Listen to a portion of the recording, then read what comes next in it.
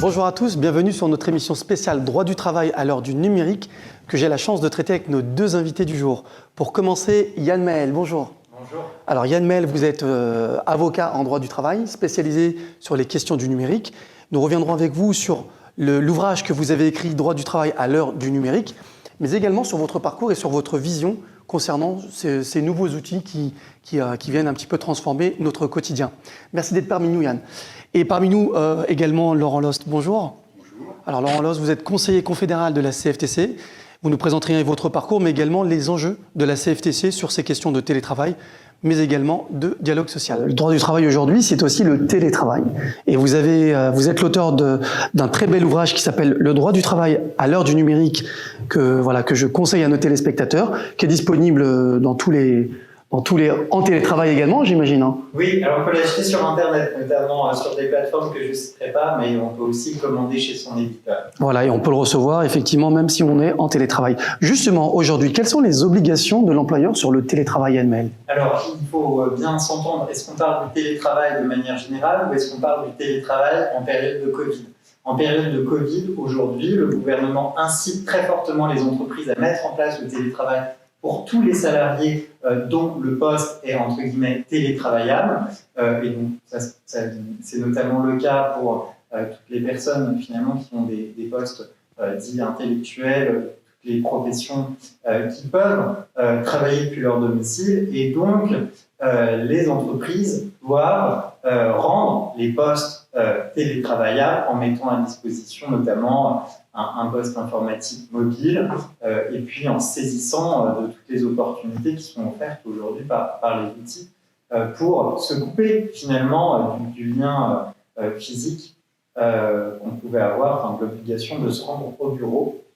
Malheureusement, il y a beaucoup d'entreprises, donc je le disais, qui ne jouent pas le jeu. On voit bien qu'entre le premier confinement et puis ce qui s'est passé ces derniers mois, le télétravail a été divisé par 3. Donc ce qui était possible l'année dernière à la même période devrait l'être toujours aujourd'hui puisque le risque sanitaire n'a pas changé.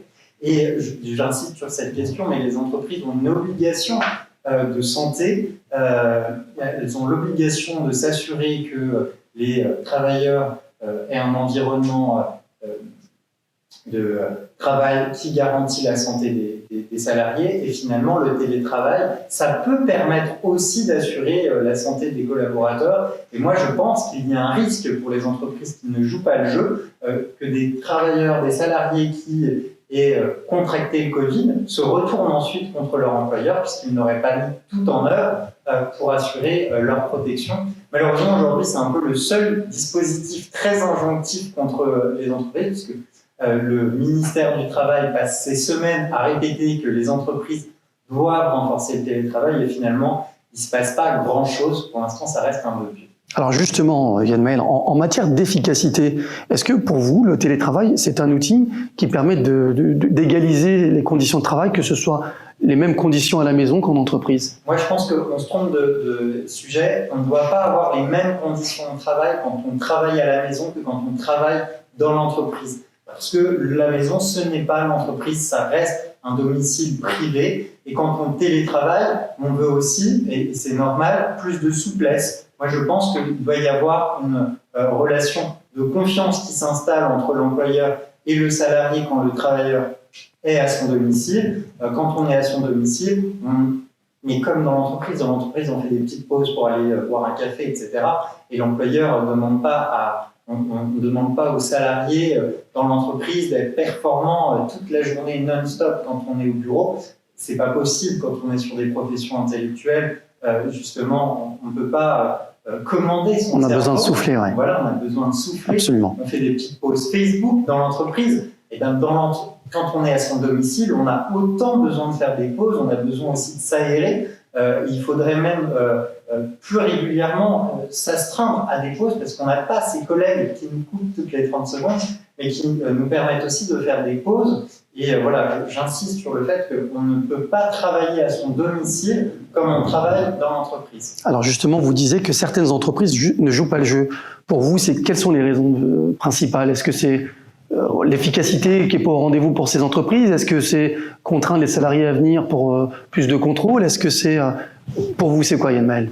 C'est beaucoup de choses, hein. Ça va dépendre des entreprises. Il y a des entreprises qui ont compris que le télétravail, ça pouvait faciliter les choses. Ça peut être un gain d'efficacité. Si on met pas les bons outils, si on met pas les bons processus en face, le télétravail, ça peut aussi perdre l'efficacité de l'entreprise. On voit bien que le lien en télétravail avec le collectif, il est forcément différent. On ne télétravaille pas de la même façon. On n'a pas les mêmes types de réunions. Les échanges sont toujours différents. Donc, si on ne met pas en place les bons outils qui vont avec le télétravail, je pense notamment à un réseau social d'entreprise, on se retrouve avec une inflation encore plus grande des messages électroniques et ça peut être très difficile à supporter pour certains collaborateurs qui avaient déjà du mal finalement avec les échanges numériques et qui vont se retrouver encore plus isolés à leur domicile qu'ils pouvaient l'être dans l'entreprise. Donc le télétravail, ça peut être très bien pour certains collaborateurs, ça peut être très bien pour toute l'organisation et il faut un accompagnement et un accompagnement encore plus renforcé quand c'est pas dans la culture des collaborateurs, des managers ou de l'entreprise dans son ensemble. Alors merci Yann pour ce premier témoignage. Je me tourne vers Laurent Lost. Alors Laurent Lost, une réaction par rapport à ce qui vient de l'analyse de Yann Maël sur le télétravail. L'analyse elle est bonne, je la partage sur beaucoup de points. Le télétravail, comme il l'a dit, ça ne date pas d'aujourd'hui. Hein, c'est un vieux sujet. Dans les entreprises, notamment dans les grandes entreprises, les syndicats, notamment la CFTC, s'est toujours battu pour qu'on ne traite pas le télétravail juste sur les aspects matériels. Il y a des risques de troubles musculo-squelettiques, il y a des risques psychosociaux, des risques d'isolement social. Du burn-out aussi, monsieur le... Pas forcément de burn-out, mais c'est vrai que quand on vit dans une entreprise, il y a les instants de la pause café, c'est aussi le moment de partager avec les collègues, c'est le moment de partager ce qu'on appelle des potins. Ça a l'air de rien, mais c'est très important. Ça fait partie de la vie sociale de l'entreprise. Oui. Là, aujourd'hui, en termes d'outils numériques, on a probablement des choses qui existent, mais ce n'est pas mis forcément en place par les entreprises. C'est-à-dire qu'effectivement, ce lien social d'entreprise, on ne le retrouve pas. On est dans une pleine crise sanitaire. Effectivement, il y a des entreprises qui jouent le jeu, d'autres pas. Il y a des entreprises, notamment tout ce qui est les entreprises comme Microsoft, HPE, etc., IBM, et effectivement qui ont mis l'intégralité de leurs salariés en télétravail. Pas forcément avec les moyens qu'il fallait.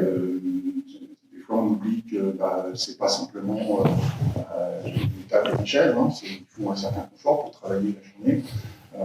Il y a aussi des impacts parce qu'il y a des gens qui travaillent, qui ne comptent pas leur temps. Finalement, ils sont plus rentables pour l'entreprise quand ils travaillent chez eux que quand ils sont à leur bureau. Mais effectivement, il y a un véritable risque d'isolement. Il y a des risques aussi physiques, hein, parce que les gens n'ont pas forcément le matériel adéquat pour travailler chez eux. Ou la pièce isolée de la famille. Enfin voilà, il y a des tas de contraintes qui ne sont pas forcément prises en compte. Alors il y a la question matérielle qui se joue, vous le disiez Laurent Lost, mais la CFTC au départ, les organisations syndicales, le télétravail c'est quelque chose de nouveau. Et justement, est-ce que vous pouvez nous parler de la CFTC et de justement cette nouvelle organisation du travail? Alors il y a un accord national qui a été signé il n'y a pas longtemps. La CFTC a fait bouger un peu les lignes parce qu'on voyait bien que l'accord était en train de s'enterrer, s'enliser doucement mais sûrement. Donc la CFTC a tapé du poing sur la table, c'est pas une chose habituelle. On a menacé de se retirer de la table de négociation et ça fait bouger un peu les lignes. Le MEDEF et les autres organisations syndicales ont finalement accepté de travailler sur le dossier. Et donc il y a un accord national qui a été signé.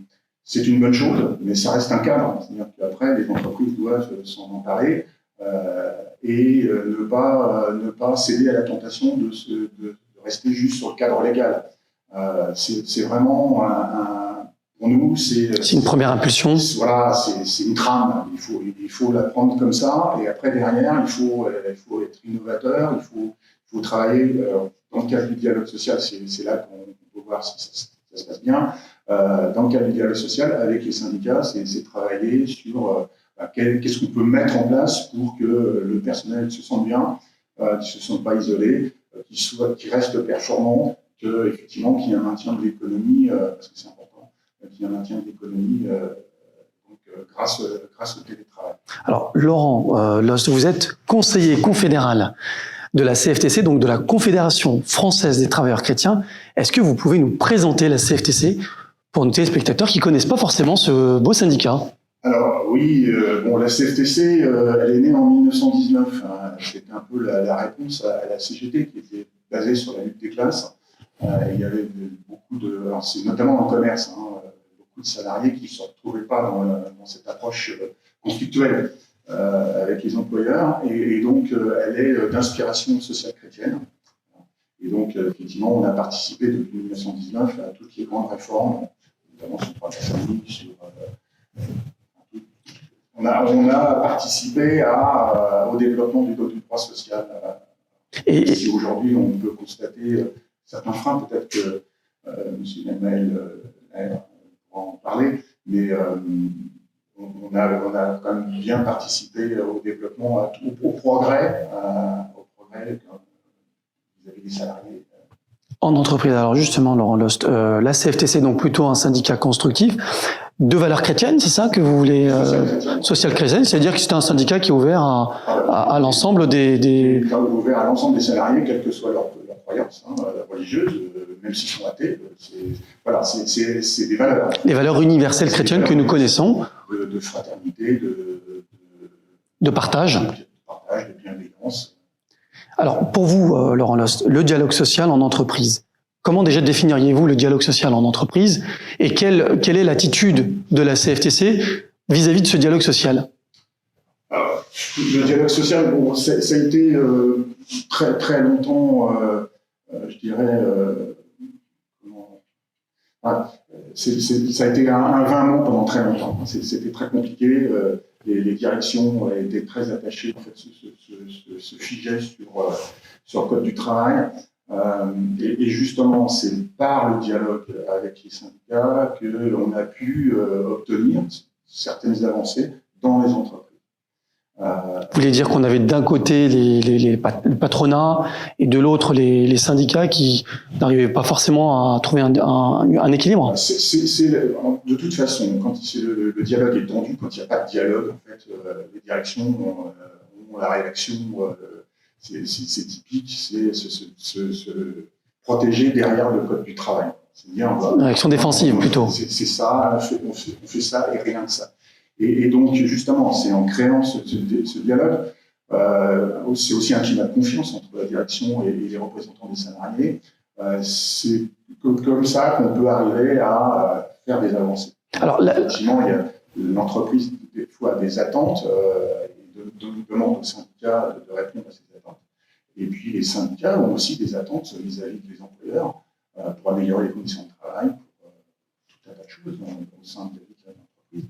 Et c'est ça le dialogue social, c'est vraiment un dialogue tout simplement entre l'entreprise et les représentants des salariés avec des avancées positives pour les uns et pour les autres. C'est pas seulement que pour l'un ou que pour l'autre. Alors c'est la trame de la CFTC, c'est ce côté constructif dans le dialogue social. Toujours vous cherchez le compromis, c'est ça, une espèce d'équilibre. Compromis non, mais équilibre, c'est-à-dire que à partir du moment où par exemple l'entreprise demande à ses salariés de faire des efforts, nous on demande à ce que les efforts soient partagés, que ce ne soient pas toujours les mêmes qui fassent des efforts. Merci Laurent Lost. Je me tourne vers Yanmael. Yanmael, comment Laurent Lost nous parle du dialogue social en entreprise et du rôle de la CFTC. Comment le numérique peut-il contribuer au dialogue social en entreprise? Alors, il contribue au dialogue social en entreprise, mais aussi il l'explose. Parce qu'aujourd'hui, on voit bien que les réseaux sociaux, grand public, permettent à tous les collaborateurs finalement de s'exprimer sur leur entreprise, de s'exprimer sur leurs conditions de travail, et finalement, pour s'informer sur son entreprise, on est souvent mieux informé sur ce qui se passe à l'intérieur de l'entreprise, sur les réseaux sociaux, dans la presse, que ce qui retombe, ce qui redescend du haut de la pyramide de l'entreprise, où les salariés sont vraiment tout en bas, en tout cas dans le droit du travail en France, et dans le dialogue social institutionnalisé. Et moi, j'ai une autre définition du dialogue social où finalement, c'est tous les échanges qu'on peut avoir, y compris entre la direction et les salariés ou entre les salariés eux-mêmes et ça peut être aussi entre les salariés et les syndicats. Enfin voilà, c'est vraiment C'est très large. très large. Et le dialogue social aujourd'hui, c'est la définition des réseaux sociaux. On voit bien que tout le monde dialogue avec tout le monde et le droit du travail peine finalement à intégrer ces nouvelles formes de dialogue. Et on voit aussi qu'il y a un petit peu un tribunal populaire qui vient contrebalancer les luttes sociales d'antan. Avant, quand on voulait faire du mal à une entreprise, ou quand on voulait négocier quelque chose, on avait un bras de fer entre la direction et les syndicats, on allait dans la rue, on faisait grève. Aujourd'hui, on lance plutôt une polémique en ligne sur les réseaux sociaux, on lance une pétition en ligne. Et ça peut être fait directement par des salariés ou même parfois par ce qu'on appelle des activistes qui ne font pas forcément partie de l'entreprise, mais qui vont vouloir changer les conditions de travail, parfois même à l'autre bout de la planète. Je pense notamment à des usines en Asie. On a vu plusieurs fois des polémiques sur les conditions de travail et des ONG qui vont se lancer sur ce combat-là. Donc voilà, les réseaux sociaux, ça bouscule tout sur le dialogue social. Et ça peut être, donc là c'était le côté tout bascule, c'est un peu l'ubérisation du dialogue social. Je pense que les syndicats, les entreprises et même les collaborateurs ont intérêt à ce que le dialogue se passe bien, y compris dans les entreprises. Et là, les réseaux sociaux, et je pense surtout aux réseaux sociaux internes, là où c'était difficile finalement de discuter, d'échanger quand on est dans des groupes avec plusieurs milliers de collaborateurs, même quelques dizaines, quelques centaines. Évidemment, on ne peut pas réunir tout le monde dans une salle pour discuter de tous les sujets, mais les réseaux sociaux, à l'intérieur de l'entreprise, peuvent permettre de faire circuler l'information autrement, de faire remonter l'information. Là où jusqu'à présent, les collaborateurs avaient du mal, ou avaient parfois même peur, n'avaient pas la culture de répondre à un mail du big boss. Souvent, voilà, dans les grandes entreprises, il y a des grandes messes annuelles et c'est la direction qui s'exprime auprès des collaborateurs et il n'est pas forcément dans la culture des gens de répondre à ces messages. Et aujourd'hui, dans plein d'entreprises, on peut être salarié entre guillemets tout en bas de la chaîne et justement sur une chaîne de montage, je pense notamment à des entreprises américaines comme Tesla, et pouvoir faire remonter une information directement au big boss parce qu'on a identifié un problème sur la chaîne de montage et ça va être pris en compte. Et ça, c'est une vraie culture différente de l'entreprise où on est sur des échanges beaucoup plus transverses. Et là, les partenaires syndicaux, pour moi, ont un vrai rôle à jouer. Jusqu'à présent, ils étaient aussi détenteurs de l'information. Et là, ils peuvent peut-être être les facilitateurs et ceux qui permettent aussi au dialogue social de perdurer dans le temps. Parce que finalement, ce qu'on voit dans les réseaux sociaux, c'est des polémiques qui sont très instantanées, qui ne durent pas très longtemps dans le temps. Et voilà, les partenaires sociaux, ils sont là depuis plus longtemps, ils sont parfois là depuis des dizaines, voire plus de 100 ans.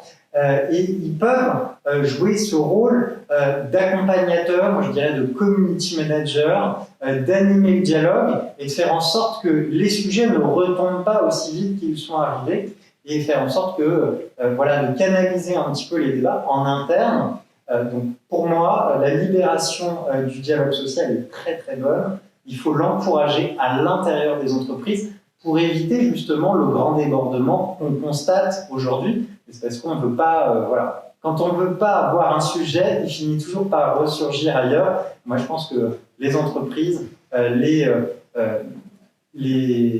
DRH, les partenaires sociaux et puis les salariés ont vraiment tous intérêt à dialoguer aujourd'hui grâce aux réseaux sociaux d'entreprise. Et voilà, c'est une vraie opportunité pour tout le monde. Alors, c'est une vraie opportunité pour tout le monde. Un des grands enjeux dans l'entreprise, c'est la communication. Yann Maël, jusqu'à présent, les syndicats étaient limités dans leur communication et vous dites que, justement, il y a une ubérisation de la communication grâce au numérique. Comment l'employeur, comment les entreprises vont contrôler tout ça ? Il y a beaucoup de sujets. Alors, je parlais des réseaux sociaux d'entreprise. Déjà, les syndicats n'ont pas toujours le droit, aujourd'hui, d'échanger avec les collaborateurs sur les réseaux sociaux d'entreprise. Il faut que soit l'entreprise ait donné son accord, soit qu'il y ait eu un accord entre les entreprises et les syndicats, les partenaires sociaux.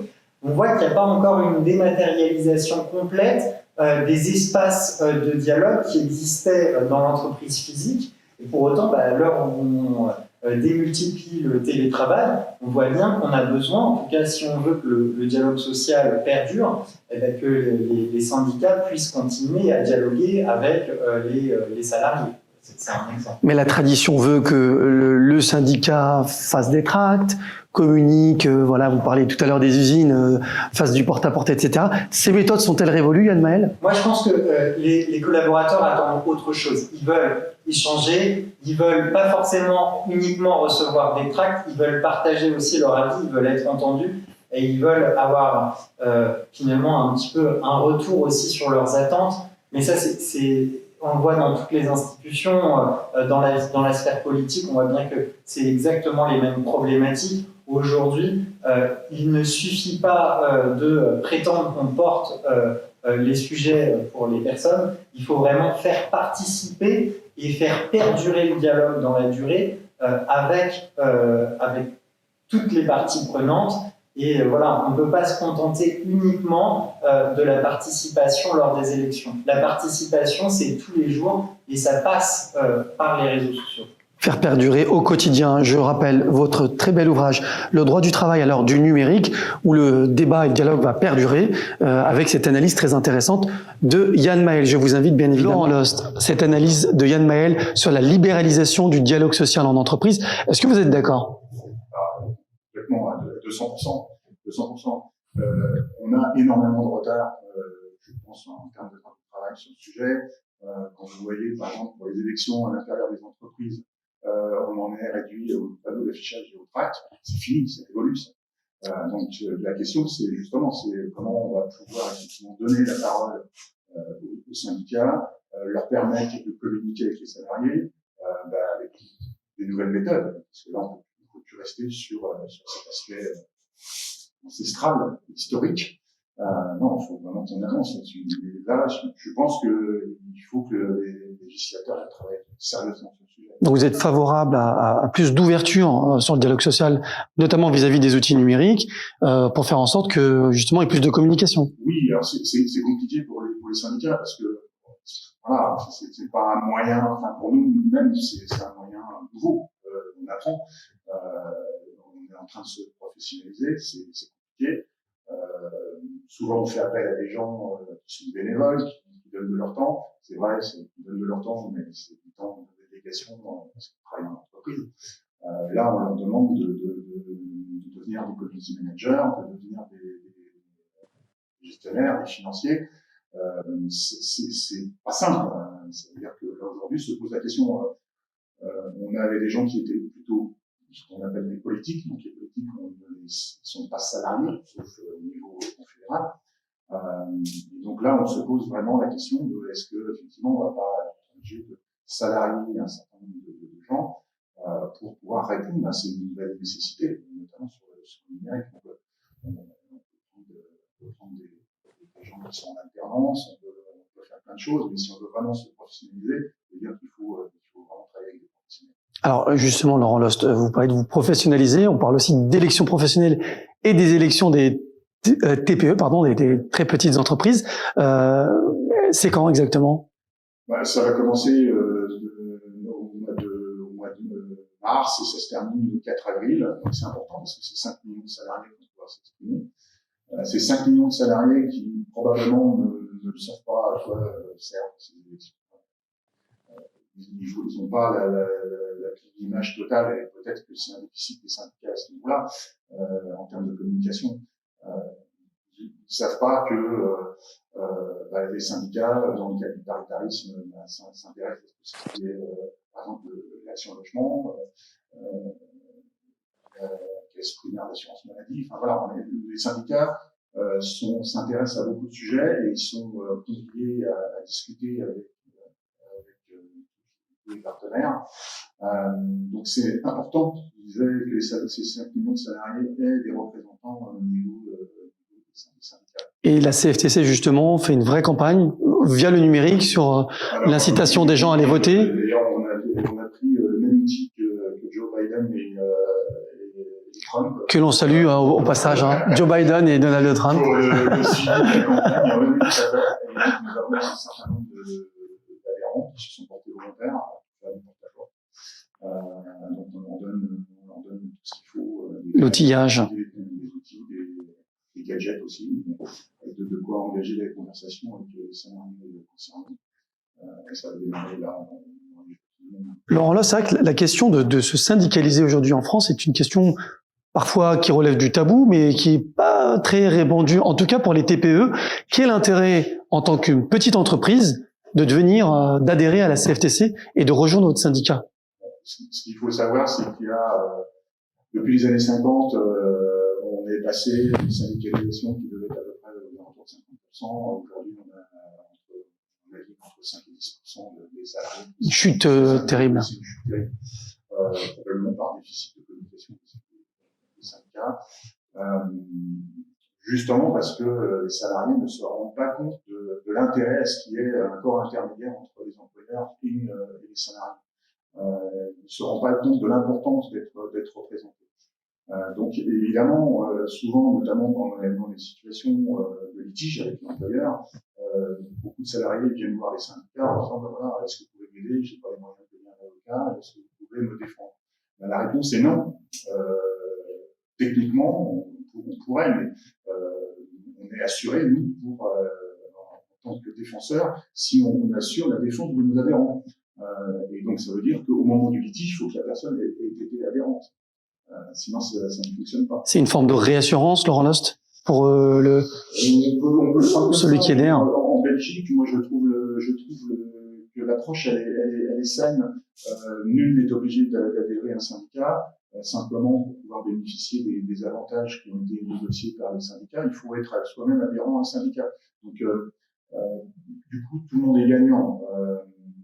Les salariés, ils savent effectivement, ils savent pourquoi ils ont cotisé, parce qu'ils bénéficient des accords. Donc, ça a un autre avantage, c'est que les syndicats, ça les pousse à négocier et à signer des accords et pas être dans le conflit, mais plutôt chercher le dialogue. Et il y a un autre avantage que je vois, c'est que c'est plus un tabou d'être syndicaliste. Parce que tout le monde se rend compte que c'est nécessaire.